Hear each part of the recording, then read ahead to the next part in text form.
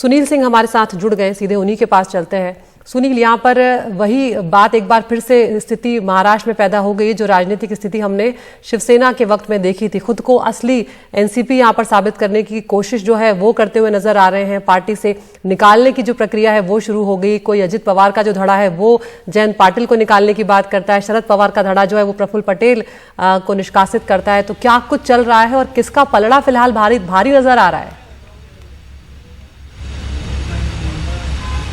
देखिए अदिति, हलचल बहुत तेज़ है और आज की अगर हम बात करें तो अभी पलड़ा किसका भारी है कह पाना बहुत मुश्किल है। लेकिन इतना ज़रूर है कि शरद पवार जिनको की मात देने की कोशिश की उनके भतीजे अजित पवार ने, उन्होंने हिम्मत नहीं हारी है और वो लड़ने के लिए ज़मीन पर जाकर संघर्ष करने के लिए तैयार है। और ख़ास करके बारिश का मौसम चल रहा है, 80 साल की उनकी उम्र है, उसके बाद भी उन्होंने पूरे महाराष्ट्र का दौरा करने की घोषणा कर दी है और जाकर ज़मीन पर कार्यकर्ताओं से बात करके, आम जनता से बात करके पार्टी को फिर से खड़ा करने की एक तरफ उन्होंने बात की है और दूसरी तरफ लीगल ओपिनियन भी वो ले रहे हैं। आज के दिन की अगर हलचल को हम देखें तो मैं इस समय मंत्रालय के ठीक सामने हूँ। A5 बंगलो है जिसे कि प्रतापगढ़ नाम दिया गया है और ये बंगलो जो है अचानक एकदम बहुत ही अर्जेंट में अलॉट किया गया है अजित पवार की पार्टी एनसीपी को, ताकि एनसीपी का नया दफ्तर के तौर पे जाना जाएगा।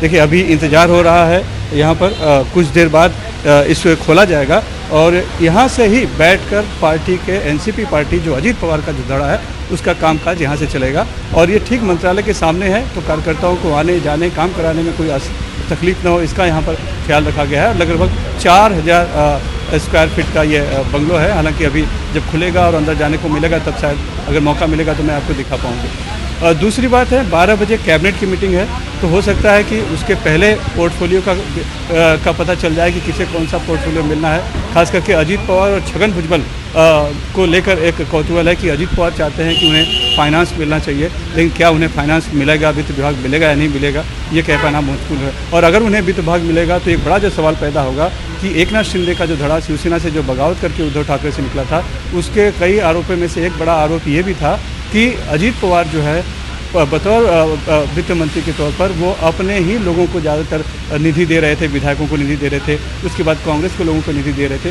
और उसके बाद कहीं जाके शिवसेना का नंबर लग रहा था। तो अब अगर फिर से उनके हाथ में वही बागडोर जाती है वित्त विभाग की, तो फिर आगे क्या होगा और कैसे होगा और क्या अब एकनाथ शिंदे क्या कहेंगे, ये एक बड़ा सवाल पैदा होगा।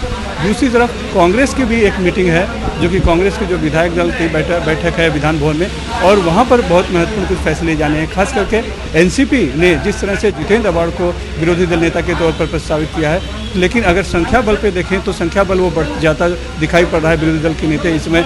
जब अगर एनसीपी में चूंकि एक तरह से विभाजन हो गया, उनके बड़े पैमाने पर जो विधायक यहाँ पर आ गए हैं, तो कांग्रेस का हक बनता है, लिहाजा कांग्रेस भी उस पर अपना हक जताएगी, अपना नाम प्रस्तावित करेगी।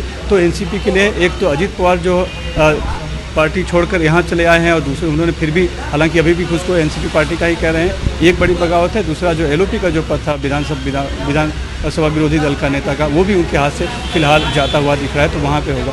और तीसरी एक महत्वपूर्ण मीटिंग शिवसेना की है। उद्धव ठाकरे मातोश्री में मीटिंग ले रहे हैं विधायकों के साथ और अपने प्रतिनिधियों के साथ, वहाँ से वो फैसला देंगे। अभी तक कोई उनकी प्रतिक्रिया नहीं आई इस पूरा बगावत के बाद, तो आज उस पर शायद कुछ विशेष तौर पर कुछ बोलें और करें, तो वो क्या किस तरह से करते हैं। तो आज का दिन हम कह सकते हैं कि राजनीतिक तौर से बहुत हलचल भरा है। अलग अलग पार्टियां अपनी अपनी जो है कि रणनीति तैयार करने में लगी हैं, लेकिन जो सबसे बड़ी बात है वो कि जो शिवसेना के साथ एक साल पहले हुआ वही अब एनसीपी के साथ हो रहा है। और इस चुनौती से कैसे शरद पवार लड़ेंगे और कैसे अजित पवार पार्टी और उसके चुनाव चिन्ह पर अपना अधिकार जमा पाएंगे, ये देख पाना बहुत ही एक तरह से रोचक होगा।